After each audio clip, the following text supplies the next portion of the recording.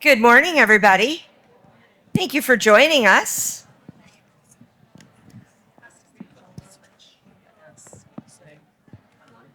I'm Jen Lukowiak. I'm the Director of Supply Chain Marketing with Cotton Incorporated.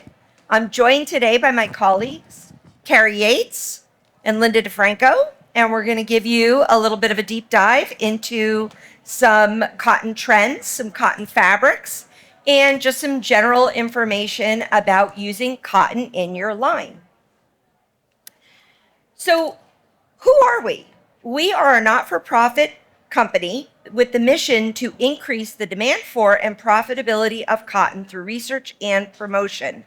We are the marketing arm of the cotton industry.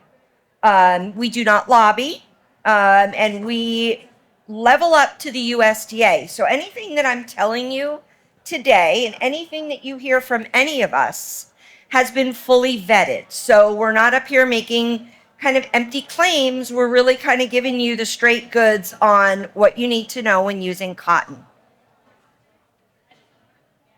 So these are our trade ads, and you may see these in some of the papers that you read frequently, and you'll see them online. There's a lot of online resources.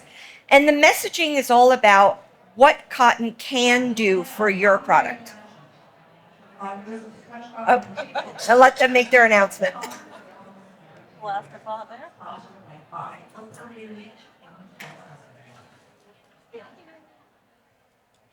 So some of the survey results that we have from research that we do, 79% of people, consumers, believe that better quality garments are made from all natural fibers, such as cotton.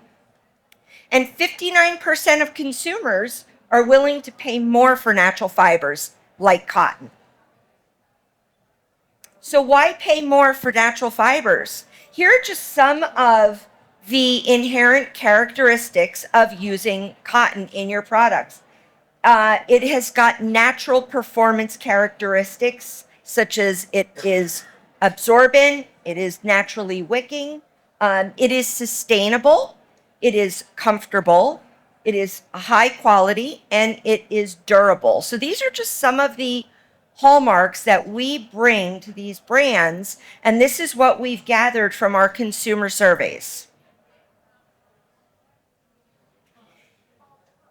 When we talk about intimate apparel and clothing that is close to the skin, fibers that are up to the skin, we want to think about things that are important like skin sensitivities and allergies, comfort and wellness trends, and a demand for sustainability.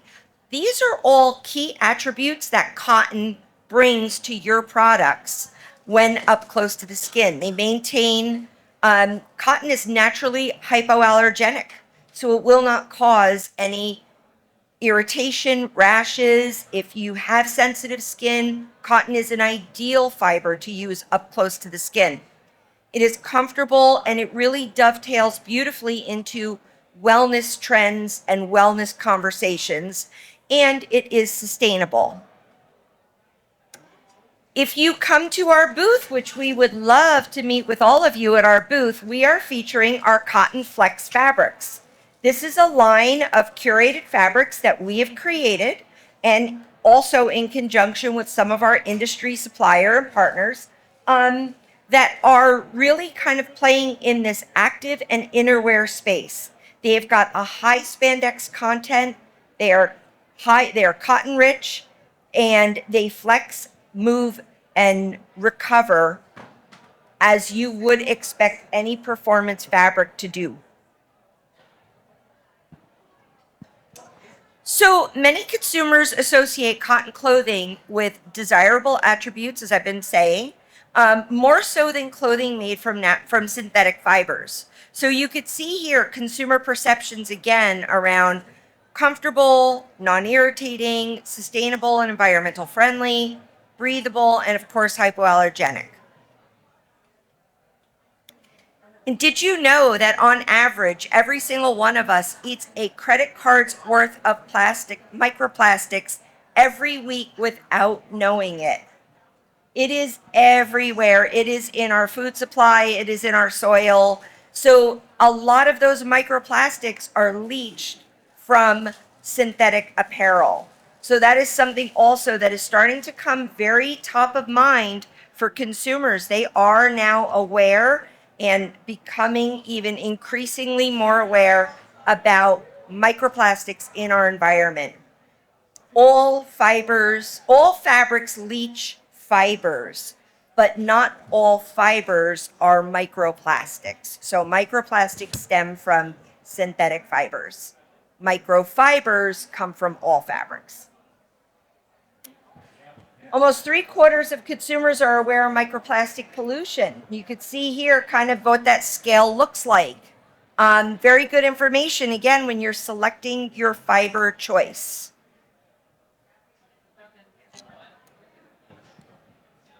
Oh, hold on. And I am going to now turn it over to Carrie.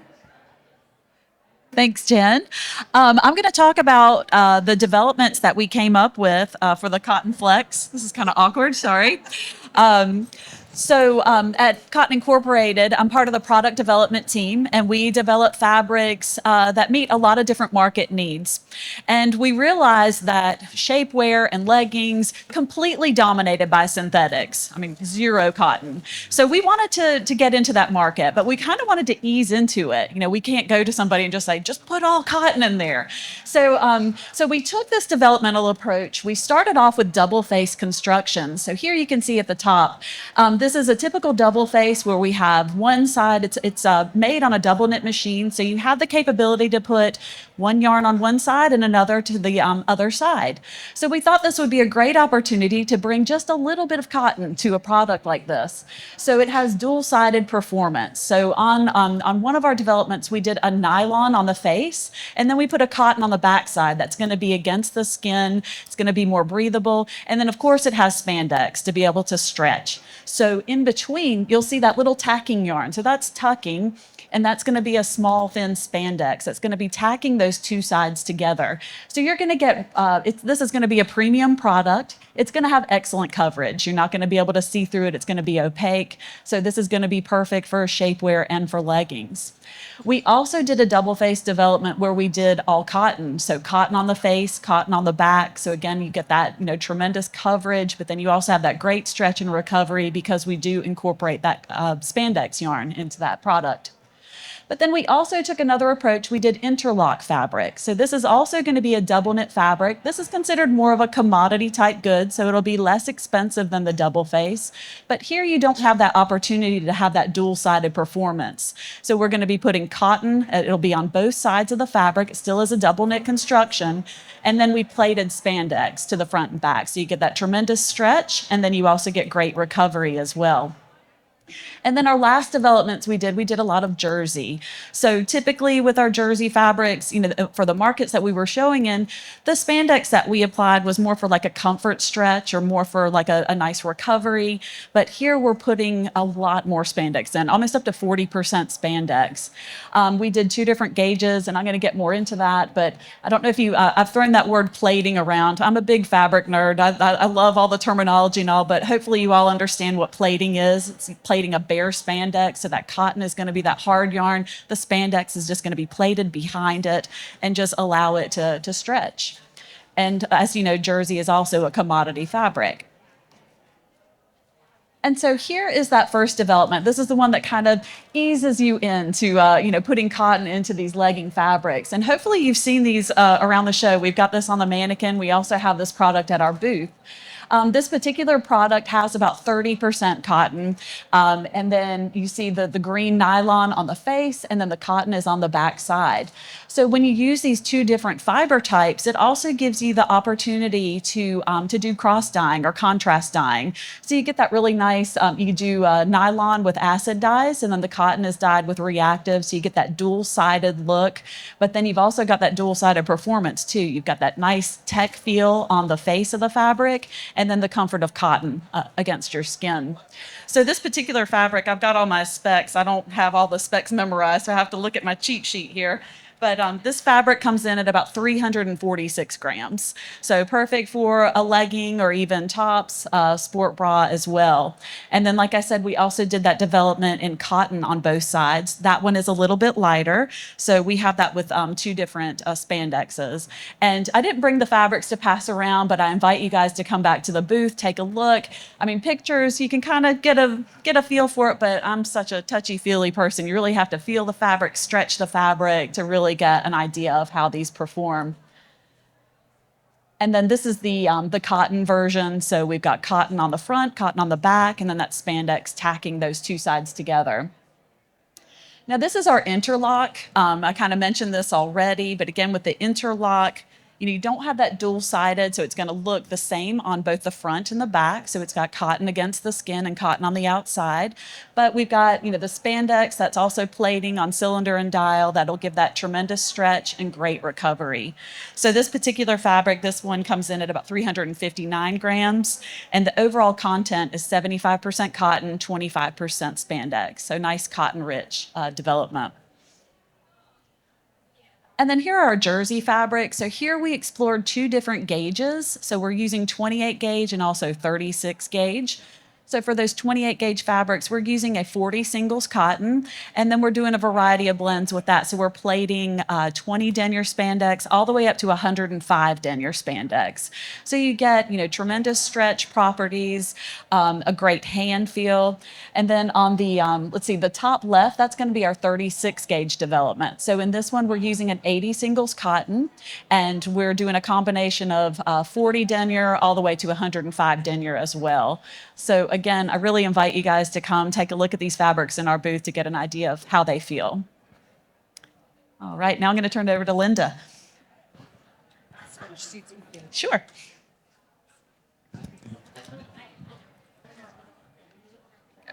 Good afternoon. Good morning. I don't know.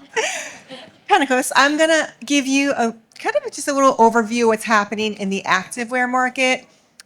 Really concentrating on what we would call these kind of active adjacent lifestyle types of looks. Also a little bit of loungewear, everyday wear, and popping in some of the developments that Carrie has talked about into this presentation.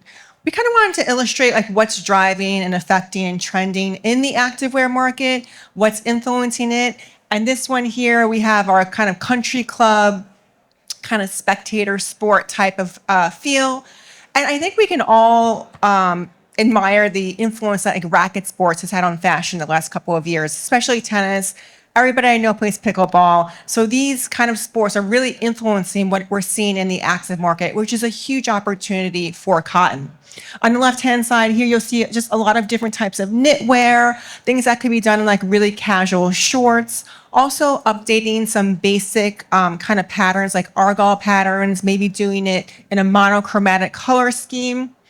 And then the color palette is influenced by this mid-century gem here on the right. So when we talk about using colors for this type of story, we talk about using two bold colors together, no more than that, very similar to this knit cardigan at the top. On the bottom left, you'll see some really cute spectator type of looks, crochet shorts, but even in more performance type of looks, we see cotton playing in that field. That jacket there is a 70% cotton jacket. It has some water repellency to it as well. And on the right-hand side, we see these kind of athletic knits or kind of like retro meets country club. We see terry cloth and velours. And I love how these can be interpreted into these retro looks. You can see this kind of head-to-toe French terry look on the model. And also taking our favorite woven fabrics like seersuckers, but translating them into knit constructions. So that's actually a knit seersucker. So you have the performance more of an active type of fabric with all the kind of visual aspects of a traditional seersucker. And just moving into some top ideas, we see little bralettes. We love the marigold and lilac color. We see a lot of emphasis on maybe revamped golf shirts, tennis shirts, emphasis on the collars and the cuff, maybe even some color blocking aspects as well. And here are some bottom ideas. I love how you can sort of reinvents a casual short, like a little knit short, based on the trim that's being used. I love almost like the tribal kind of application. We call that like that white short. We call it our tennis green, like striping on it. But even on the bottom left, we talk about this notion in activewear a lot, the corporate athlete. So somebody who, like in New York, we're commuters, we're running, we're in the rain, we're on the subway. We want clothes that work with us, but have maybe a little bit of performance to them as well. But look at how great these pants are. The print itself could be very kind of corporate-y or, but adding the drawstring closure, the stripe down the side, you're really getting that athletic feel. So you see how these influences are really translating and permeating into kind of every day. And that pant there could totally have also some technology on it to make it water repellent as well. And this is kind of one of my favorite looks. I love the complete set. I think it's very easy. You don't have to think about it. You just throw it on. And a lot of our basic activewear fabrics like piquets, French terries, even velours work really well for these looks. You can see on the top right, those cute little tennis-inspired looks. And shirtings. Shirtings have entered the chat just in everything athletic inspired. So you take your commodity fabrics, your pinstripes, maybe even a plain weave, and you put it in a cute outfit like that lady right there with the tennis outfit on, and it completely revamps it and makes it so cute and chic. And on the left-hand side, we have our French terries and sculpted terries. Everybody always wants to know what's happening in terry cloth, which is so interesting to me, but I kind of see it reinvented every season. These sculpted terries and French terries are phenomenal for the swimwear market, for cover-ups, for top and short sets. These can be worn every day, or they can be worn on the beach. So they have a lot of versatility to them, which is also something that the consumer is looking for. This next group here is more of an optical look, some more traditional activewear fabrications. On the top left, we have two fabrics from our product development team from Carrie's group. That deep watermelon one is a 100% cotton jacquard. It's been digitally printed, so you get all this really cool dimension to the fabric. But the blue one below that is an athletic knit that was developed by our team. It also has our wicking windows technology on it. So that's our technology that is a print technology that draws moisture away from the skin. And when it comes to the surface, it makes a really cool print motif. So you could have it designed any way you want. So it has performance and design aspects to it. And it would be very similar to what this model is wearing over here. So there's a lot that you can do within both functionality and design. On the bottom left, we talk about just updating your classic fabrics, like your Lacoste-inspired looks, by kind of popping in these bright fluorescent or bright colors. And on the right, on the top, we have these really bold colors and like these monochromatic jacquard knits. Here's some more traditional activewear / loungewear types of looks. We just seen Pointel fabrics being revamped, reworked in every which way. What I love about these three fabrics here is the model here, it's a ready-to-wear show, but I love how they layered the Pointel. They made it very active look with the pocket details, and they put it over a woven shirt, just giving that silhouette more versatility and more use. This actual tank top here was a men's tank top, and I love how they use that petal pink color, the piecing details, and that traditionally feminine pointel in that silhouette. So we're seeing things like geometric motifs and just different ways that people are utilizing the fabric. On the top left, we have these jacquard constructions, 100% cotton jacquard, and it kind of like almost like a 3D relief type of look. And next to it, a cotton nylon look where the tank is very close fitting to the body. On the right-hand side, on the top, we see that dance influence being important, the wrapping and the close to the body looks. But also on the right-hand side, we have this idea, I guess you can call it like aromatherapy, wellness. We have aloe that has been infused into these fabrics, which the consumer tends to really like. The top right one was developed by our team. It's 100% cotton crepe construction, and it has an encapsulated aloe in it. And we also actually found that in the market as well in this shirt by Wills, which has aloe encapsulation in it as well. And on the bottom right, we have just all these open constructions, these almost like eyelet type of constructions done on a large scale as a design feature on different garments and on different fabrications. And you're just kind of seeing more for the loungewear type of area, how you can use like these like pointelle fabrics for complete sets or even pajama sets, incorporating a little bit of embroidery or beautiful different colored or heather yarns to make it a little bit different. But again, I love the complete look. I think it works really well. This slide here talks about in casual athletic wear, this idea of wash down effects. I think the consumer's really interested in these kind of like earthier looks because each garment kind of has its own individuality based on how the dye is taken by the fabric. So in the top left, we have these kind of wash down looks in a t-shirt for menswear. And I love the kind of curved seam work that's incorporated into that. The pink kind of sweatsuit is a cotton bamboo combination. So you have the dual natural fibers. But again, what's nice are the design details, the kind of quirky, irregular closure and seam work. And on the bottom left, you can see how when you have this differential dye absorption, you get emphasis on different parts of the garment, like the seams. So it kind of gives it its own character, so to speak. On the top right, we're highlighting some really cool things from our product development team. This gradient effect is done by an ozone finish on the garment. So the longer you leave it on, the lighter it gets, and so on and so forth. So you have this really cool effect that you could do, and you can merchandise it also really well in your store, different color effects. On the bottom right, just some knit ideas. I love the double knit collar. It's something very simple, but it's a little something to add, something special to a basic t-shirt. And then talking about mineral dyes, which our team has experimented a lot with recently, we have a piqué fabrication over here that's utilizing the mineral dye, and it almost gives it a little uneven, almost space dye effect. And lastly, we talk about these kind of organic type of looks, mostly in silhouette. So we see a little bit of an architectural reference to some of these garments, lots of seam work. We have kind of inserts and different things that are being utilized, almost like a peekaboo effect in some of the garments at the top.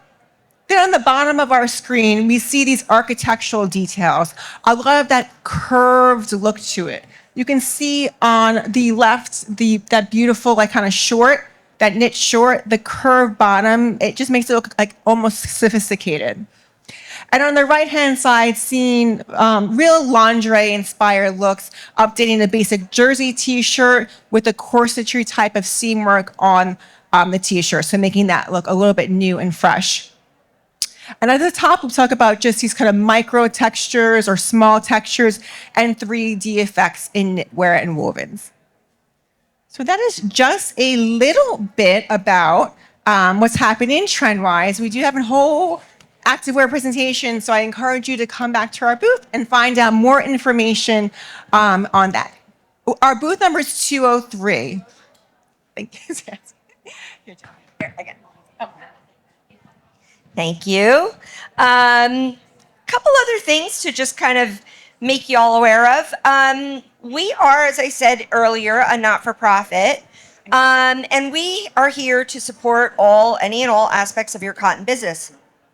So one of the things that we want to make sure that everybody is aware of is the seal of cotton and the opportunity to put that seal of cotton on your apparel.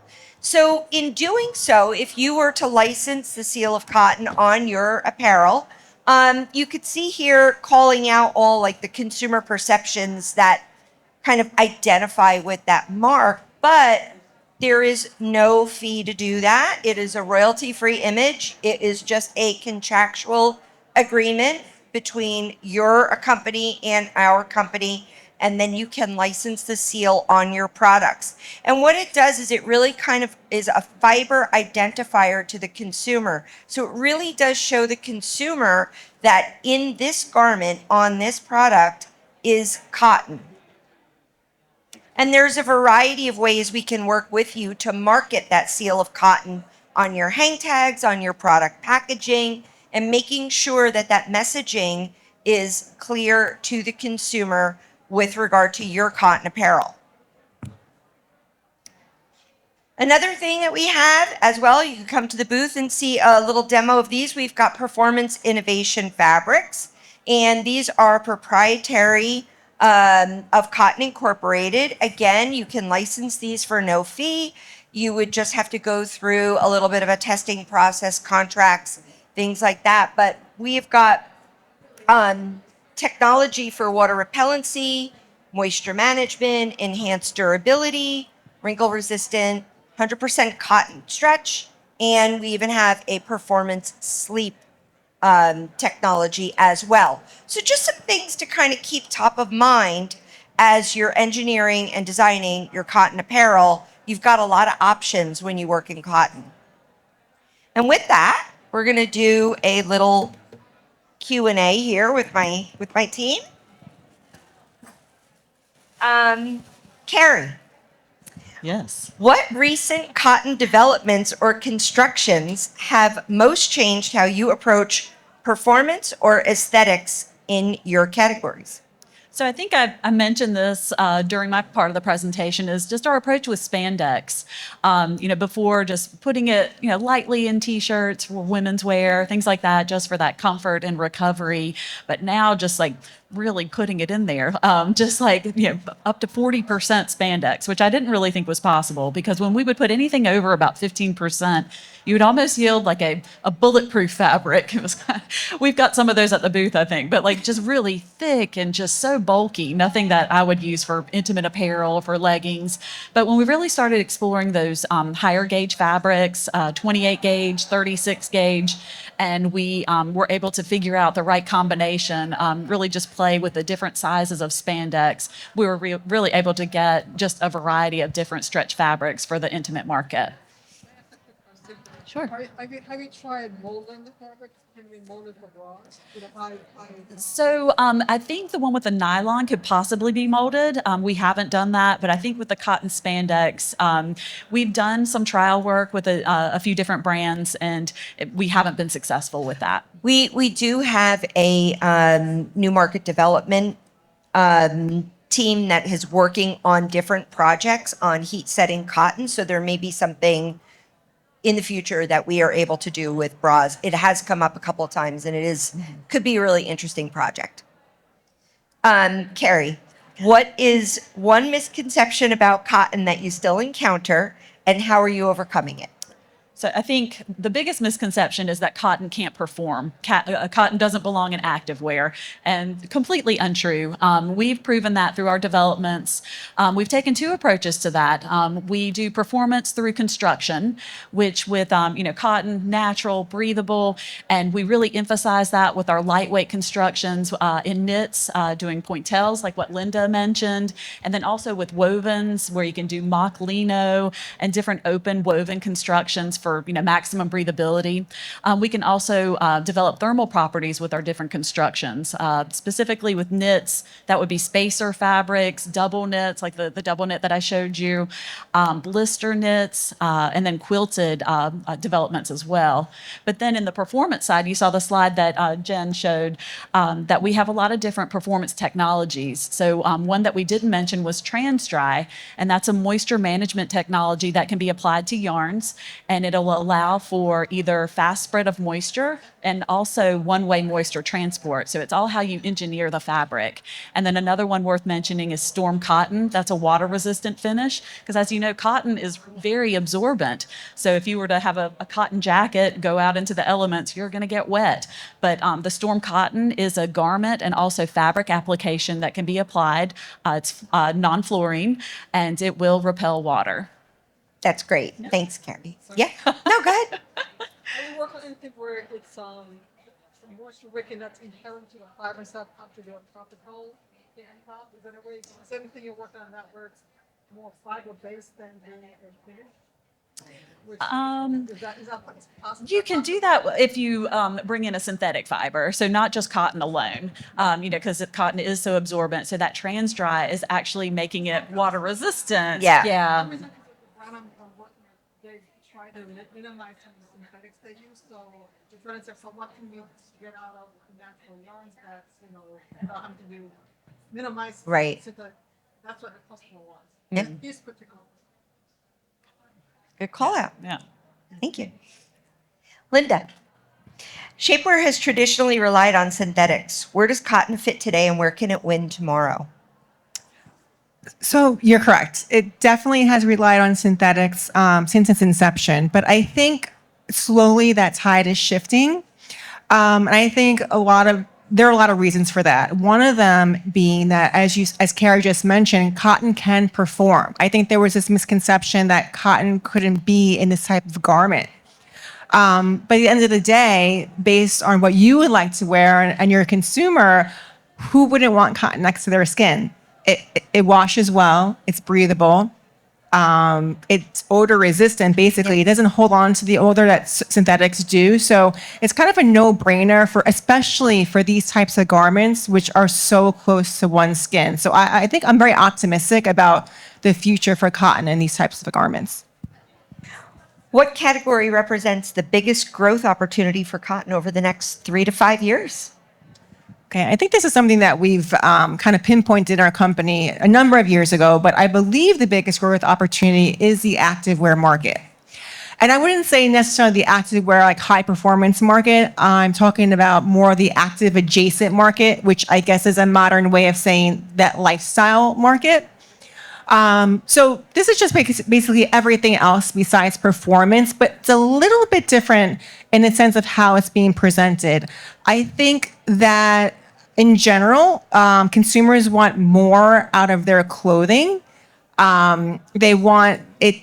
They don't occasion dress anymore. They want to have multi-purposes or dual purposes. So I think this kind of active adjacent clothing is a really good opportunity for the brand to engage their identity with their clients. They can represent themselves in any way they see fit, which is very hard to do with just a performance type of arrangement.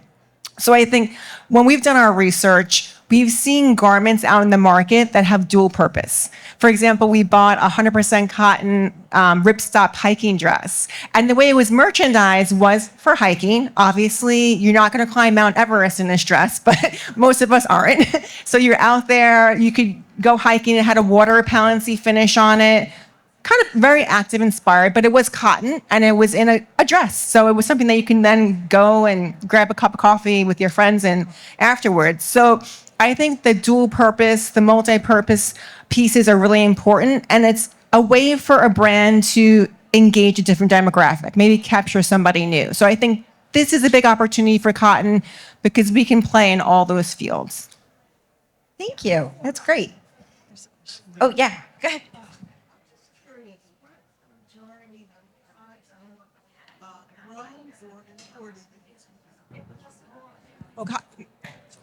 Yeah. So the U.S. is the largest exporter of cotton. And cotton is grown in 77 countries, 17 states. And it is pretty much a global tropical crop. So it's grown in drier, warmer areas. That's where it really thrives. You're not going to be able to grow cotton in Michigan, at least not yet, but we're growing a lot of it in the South. You'll see a lot of it coming out of India, Pakistan, Uzbekistan, China, obviously. Brazil is really kind of encroaching a lot into the cotton market, especially into U.S. cotton. So, yeah. Carrie, what cotton innovation excites you the most right now? Stretch constructions, lightweight structures, or functional finishes? All of them. All of No, them. no. I'm really loving the lightweight constructions. And it's funny that you mentioned all the different cottons or where cotton is grown. Yeah. But we support all cotton, but more specifically upland cotton, which is grown in the U.S.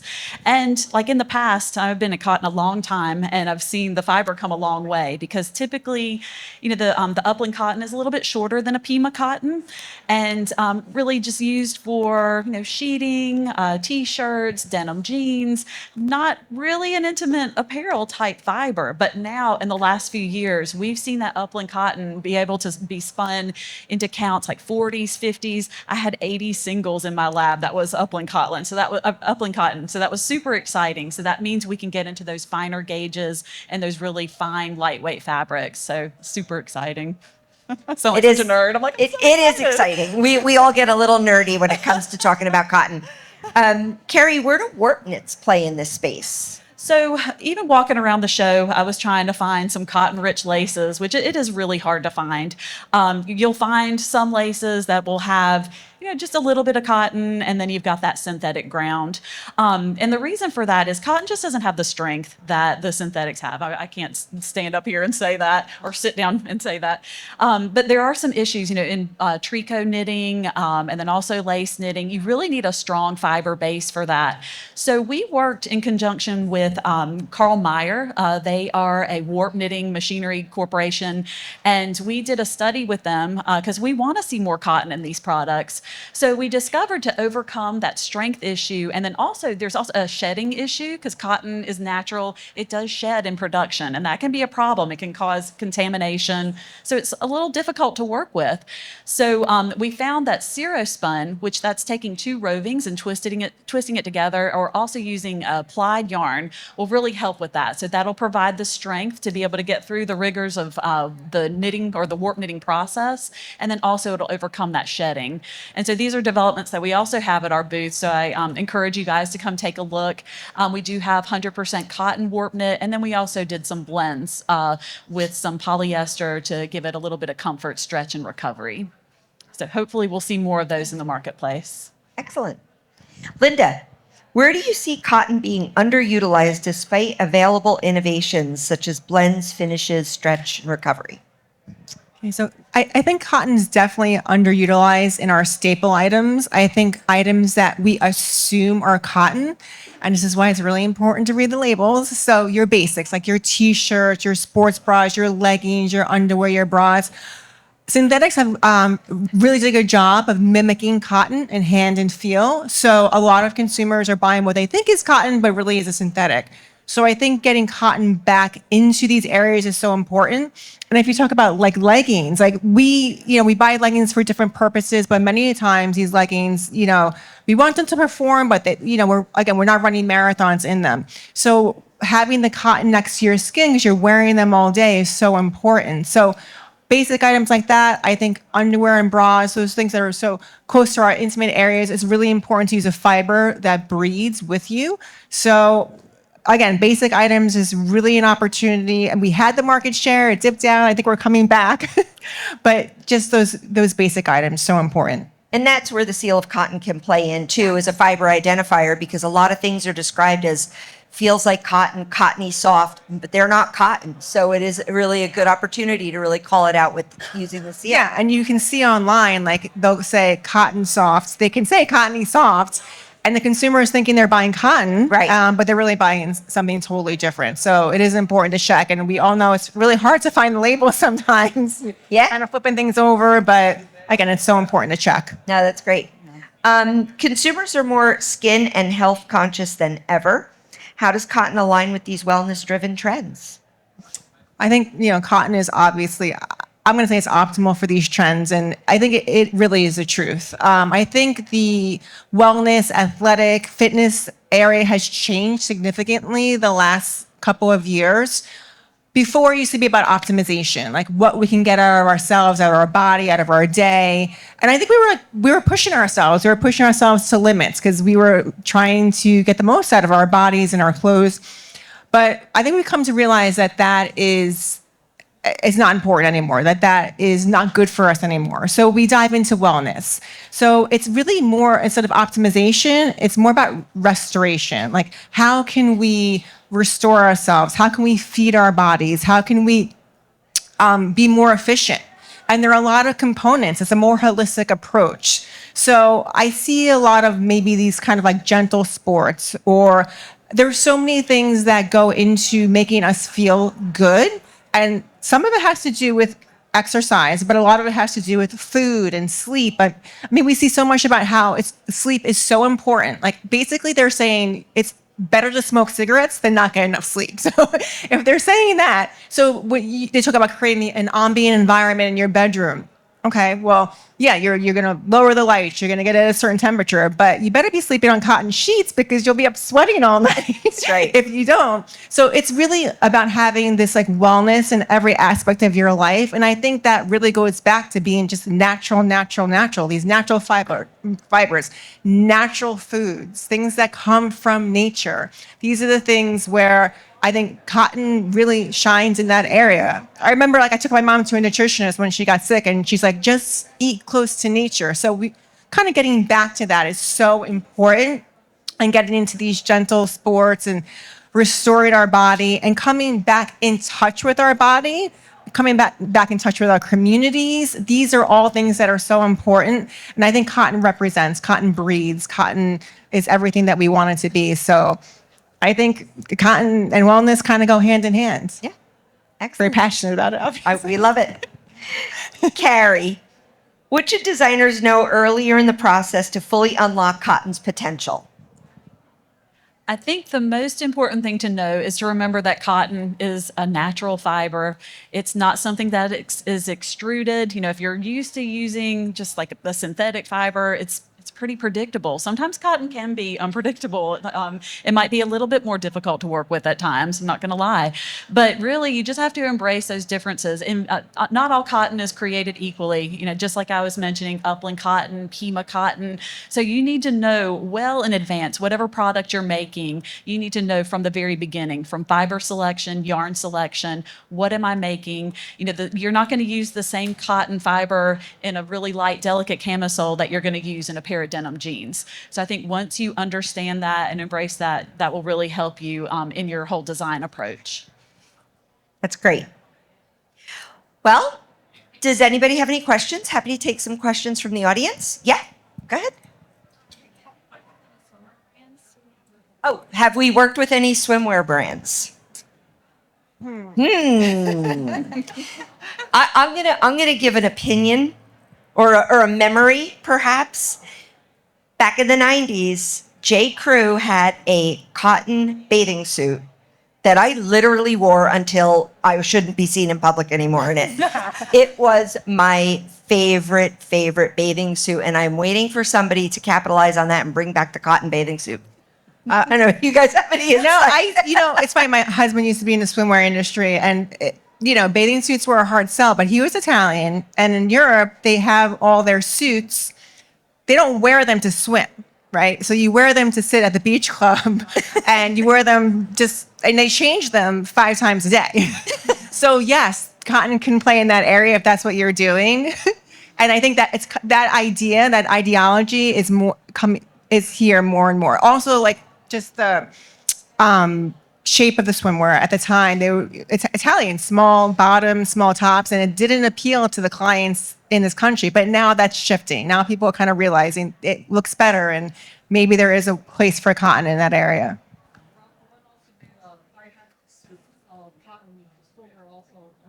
Yeah. It's a great opportunity. Yes. My favorite woven or knit? The bathing suit. Oh, bathing suit. It was a knit.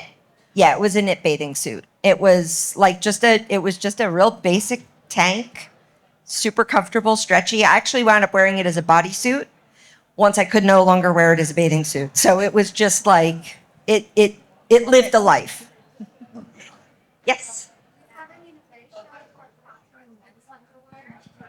We do. We have a lot of innovation that we use on men's underwear. We use a lot of our moisture managing technology, our trans dry.